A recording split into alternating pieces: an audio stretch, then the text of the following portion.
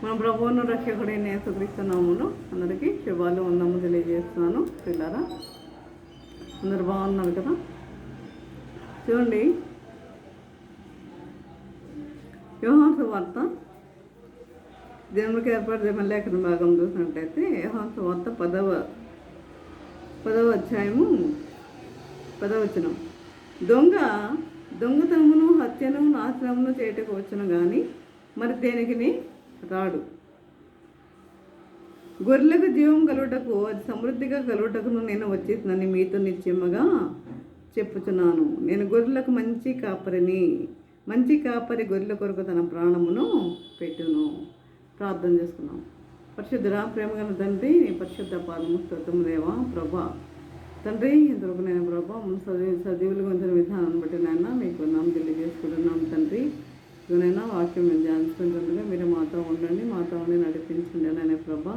ప్రతి ఒక్కరు తండ్రి నీళ్ళ జోలు గ్రహించగల మాత్రం వాక్యానుసారంగా జీవించే జీవితం దయచేయమని, నోటిని బొరగా సాధనంగా వాడుకోమని, నన్ను చిలుసు అట్టు మరుగుపరచమని మా ప్రభు అయిన యేసు నామములో వినమ్ముగా పడుకుంటున్నాం తండ్రి. ఆమేన్. ప్రియులారా, ఈరోజు అంశం ఏంటంటే, నీవు జీతగాడివా నిజమైన కాపరివా? నీవు జీతగాడివా నిజమైన కాపరివా? దొంగతనమును, హత్యను, నాశనమును చేయుటకు వచ్చును కానీ మరి దేనికి రాడు. దొంగ వచ్చేది దేనికి మనకు తెలుసు. దేనికి వస్తాడు? మనకు మంచి చేయడానికి ఏం రాడు. దేనికి వస్తాడు? హత్యను, నాశనమును, ఇంట్లో ఉన్నాయని దోచుకుపోవడానికి దొంగ వస్తాడు. మరి దొంగతనమును, హత్యను, నాశనం చేయటకు వచ్చును కానీ మరి దేనికి రాడు. గొర్రెలకు జీవం కలుగుటకును, అది సమృద్ధిగా కలుగుటకును నేను వచ్చేదనని మీతో నిశ్చయముగా చెప్పుతున్నాను. నేను గొర్రెలకు మంచి కాపరిని. మంచి కాపరి గొర్రెల కొరకు నా ప్రాణము పెట్టును. జీతగాడు గొర్రెల కాపరి కాడు గనుక గొర్రెలు తనవి కానందున తోడేలు ఒత్తిడి చూచి గొర్రెలను విడిచిపెట్టి పారిపోవును. తోడేలు ఆ గొర్రెలను పెట్టి చెదరగొట్టును. నేను గొర్రెలకు మంచి కాపరిని. మంచి కాపరి ఏం చేస్తానని చెప్తున్నాడు. మంచి కాపరి గొర్రెల కొరకు తన ప్రాణమును పెట్టును.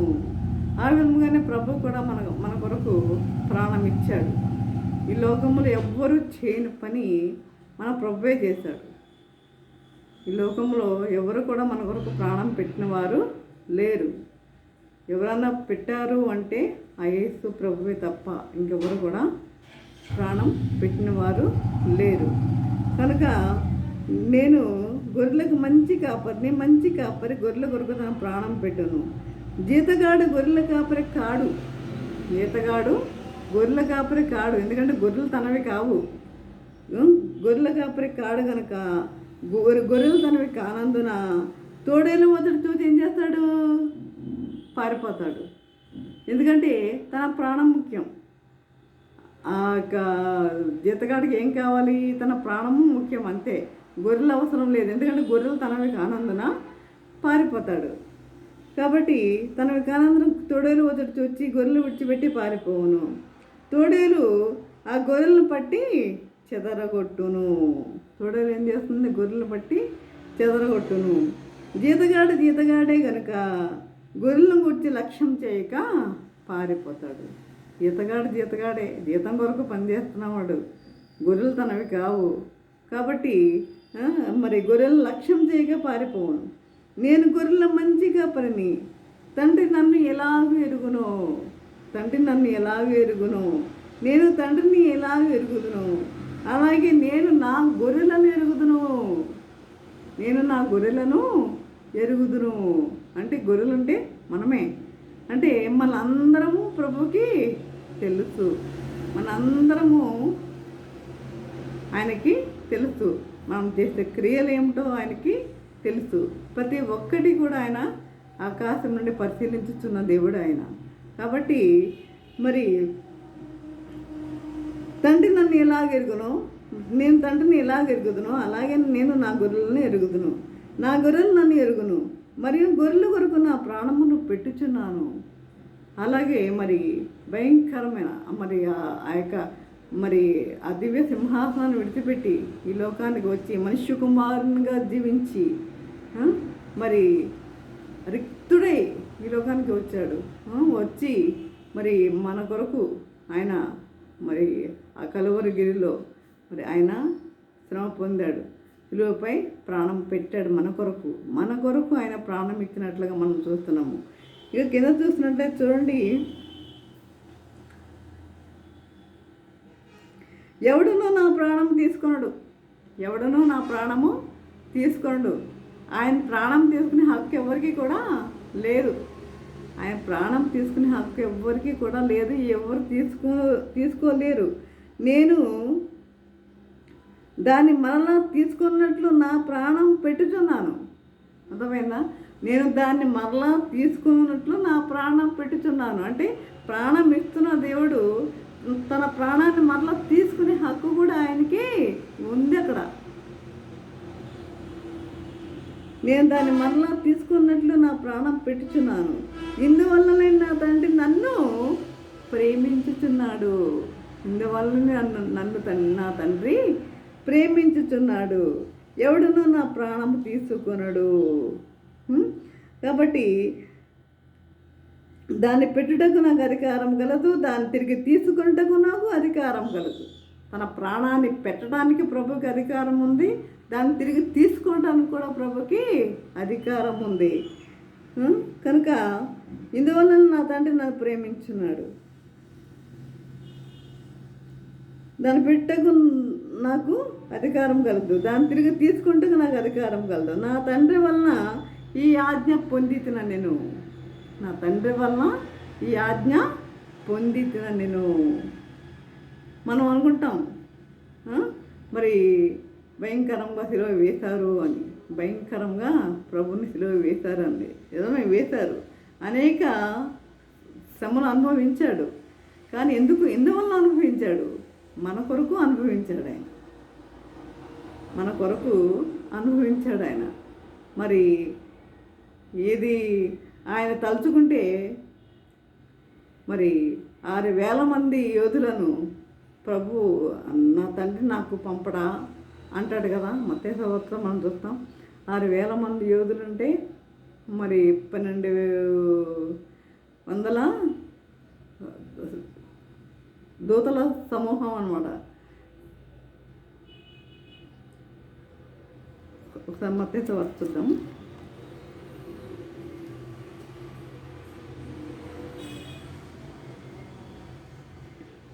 చూడండి, ఇక్కడ చూసినట్లయితే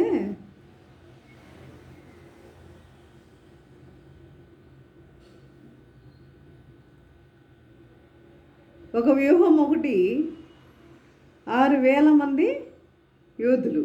ఒక వ్యూహం ఒకటి ఎంతంట? 6,000 మంది యోధులు. అంటే ఎవరు? దూతలు అనమాట. 6,000 మంది దూతలు. మరి ఆయన తలుచుకుంటే ఎంతమందిని పంపిస్తాడంటే తన తండ్రి 12,000 మంది యోధులు. అంటే ఎంత? 12,000 మంది యోధులు అంటే 72,000 మంది యోధులను. మరి ఎందుకంటే ఇక్కడ యూదా ఇస్కరియోతు మరి గెత్సేమనే తోటలో ప్రభు శిష్యులతో ఉన్నప్పుడు పట్టుకోవడానికి వచ్చాడు కదా. అప్పుడు ప్రభు ఏమంటాడు? నేను దేవాలయంలో నేను మరి బోధిస్తూ ఉన్నాను కదా, ఆవిడ పట్టుకోవచ్చు కదా, నన్ను దొంగను పట్టుకుంటకు వచ్చినట్లు వచ్చారేంటి అని అంటాడు కదా. మరి జన సమూహం చూసి బందిపోటు దొంగ మీదకి వచ్చినట్లు కత్తులతోనూ గురియలతో నన్ను పట్టుకొని వచ్చితరా? నేను అనుదినము దేవాలయంలో కూర్చుండి బోధించున్నప్పుడు మీరు నన్ను పట్టుకొనలేదు. అయితే ప్రవక్తల లేఖనంలో నెరవేరినట్లు ఇదంతయు జరిగినని.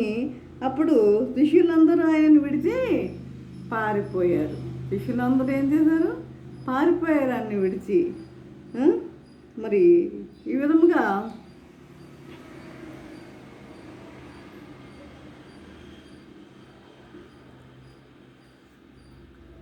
మనము ఒకసారి చూద్దాం. చూడండి, సమూయేలు గ్రంథం 17వ అధ్యాయము, సమూయేలు గ్రంథము 17వ అధ్యాయంలో చూసినట్లయితే అక్కడ దావీదు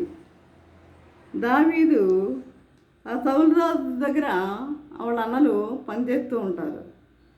అయితే తండ్రి అయిన యెషయా పంపిస్తాడన్నమాట అక్కడికి వెళ్ళేటప్పుడు భయంకరంగా ఉంది ఒక పరిస్థితి. ఎలా అంటే గొలియాతు 40 దినాల నుండి ఆ యొక్క ఇశ్రాయేల్ మీద తిరుగుబాటు చేస్తున్నాడు. ఎవరైనా వస్తారా నా మీదకి ఎవరైనా వస్తారా అని చెప్పి మరి బలవంతుడైన గొలియాతు అనమాట. మరి నా మీదకి ఎవరైనా వస్తారా అని 40 రోజుల నుండి సవాలు విసురుతున్నాడు. కానీ వీళ్ళందరూ భయపడిపోతున్నారు, ఇశ్రాయేల్ అందరూ కూడా భయపడిపోతున్నారు. కానీ అంతలో ఈ దావీదు అక్కడికి వెళ్ళాడు కదా. అప్పుడు సౌలుతో అంటాడు, ఈ ఫిలిష్తీని ఎదుర్కొని వానితో పోట్లాడటకు నీకు బలం చాలదు, నీవు బాలుడవు, వాడు బాల్యం నుండి యుద్ధాభ్యాసం చేసిన వాడని దావీదుతో నేను చేస్తాను ఆయనతో యుద్ధము, ఆ సున్నతలేని ఫిలిష్తీన్తో యుద్ధం నేను చేస్తాను అని అన్నప్పుడు సౌలు రాజు అంటున్నాడు ఈ మాటలు. నువ్వు బాలుడవు, వాడు బాల్యం నుండి కూడా యుద్ధాభ్యాసము చేసిన వాడని దావీదుతో నేను. అందుకు దావీదు సౌలుతో ఎట్లా నేను చూడండి, మీ దాసుడనైనా నేను నా తండ్రి యొక్క గొర్రెలను కాయచుండా సింహమును ఎలుగుబంటికిను వచ్చి మందలో నుండి ఒక గొర్రె పిల్లని ఎత్తుకొని పోవచుండగా నేను దాన్ని తరిమి చంపి దాని నోట నుండి ఆ గొర్రెను విడిపించి తిని, అది నా మీదకి రాగా దాని గడ్డం పట్టుకొని దానిని కొట్టి చంపితిని. మీ దాసుడైన నేను ఆ సింహమును ఎలుగుబంటిని చంపితినే. మీ దాసుడైన నేను సింహాన్ని చంపాను, ఒక గొర్రె పిల్ల ఎత్తుకుపోతుంటే సింహాన్ని చంపాడు, ఎలుగుబంటిని చంపాడు దావీదు. విడిపించితిని, అది నా మీదకి రాగా దాని గడ్డం పట్టుకొని దాన్ని కొట్టి చంపితిని. మీ దాసుడిని నేను ఆ సింహమును ఎలుగుబంటిని చంపితిని. జీవం గల దేవుని సైన్యంను తిరస్కరించిన ఈ సున్నతైన ఫిలిష్తీయుడు వాటిలో ఒకదాని వల్ల అగుననియు, సింహం యొక్క బలము నుండి ఎలుగుబంటి యొక్క బలం నుండి నన్ను రక్షించిన యెహోవా ఆ ఫిలిష్తీయుని చేతుల నుండి కూడా నన్ను విడిపించునని చెప్పాను. సింహము నుండి ఎలుగుబంటి నుండి రక్షించిన యెహోవా ఆ ఫిలిష్తీయుని చేతుల నుండి కూడా నన్ను రక్షిస్తాడు. చూడండి ఎంత విశ్వాసము, చూడండి దావీదులో. నేను చేస్తాను ఆ యొక్క ఫిలిష్తీయుడైన ఆ గొలియాతుతో యుద్ధం నేను చేస్తాను అంటున్నాడు. ఎంత ధైర్యం చూసారా, విశ్వాసము. అదే ఆ విశ్వాసం అనేది మనలో ఉండాలి. కాబట్టి నన్ను రక్షించిన యెహోవా ఈ ఫిలిష్తీయుని చేతుల నుండి కూడా నన్ను విడిపించదని చెప్పాను. అందుకు సౌలు, పొమ్ము, యెహోవా నీకు తోడుగా నుండును గాక అని దావీదుతో నేను పిమ్మట సౌలు తన యుద్ధ వస్త్రములను దావీదుకు ధరింపజేశాడు. తన యుద్ధ వస్త్రాలు, సౌలు యొక్క యుద్ధ వస్త్రాలు అవి బాలుడైన దావీదుకు సరిపోతాయా? చాలు. అయితే ఈ సామాగ్రి దావీదుకు వాడుక లేదు కనుక తాను తొడిగిన వాటిపైన కత్తి పట్టుకొని వెళ్ళగలిగినది లేనిది చూసుకున్న తర్వాత దావీదు, ఇవి నాకు వాడుక లేదు, ఇవి నాకు వద్దు, ఇవి నాకు వాడుక లేదు కనుక నేను వెళ్ళలేని సౌలుతో చెప్పి వాటిని తీసివేసి తన కర్ర చేత పట్టుకుని ఏటి లోయలో నుండి 5 నున్నని రాళ్లను ఏరుకొని తన ఎదుటిన్న చిక్కమ్మలో నుంచుకొని వడిసెల చేత పట్టుకుని ఆ ఫిలిష్తీయుని చేరువకుపోయాను. డాలుమోయేవాడు తనకు ముందు నడువగా ఫిలిష్తీయుడు బయలుదేరి దావీదు దగ్గరికి వచ్చి చుట్టూ పారచూచి దావీదును కనుకొని అతడు బాలుడై ఎర్రటివాడును రూపసీయునై ఇండుట చూచి అతను తృణీకరించాను.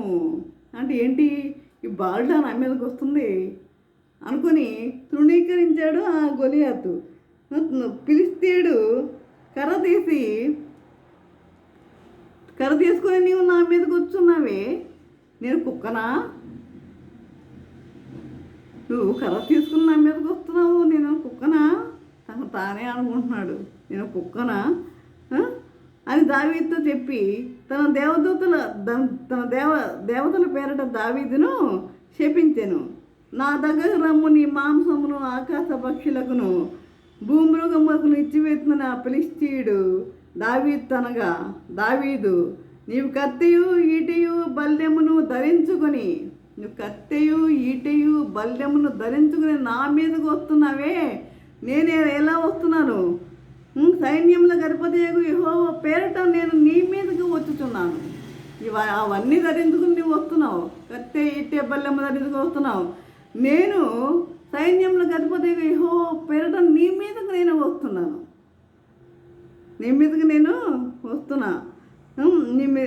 ఇదేమో యెహోవా నిన్ను నా చేతికి అప్పగించును, నేను నిన్ను చంపి నీ తల తెగవేతును.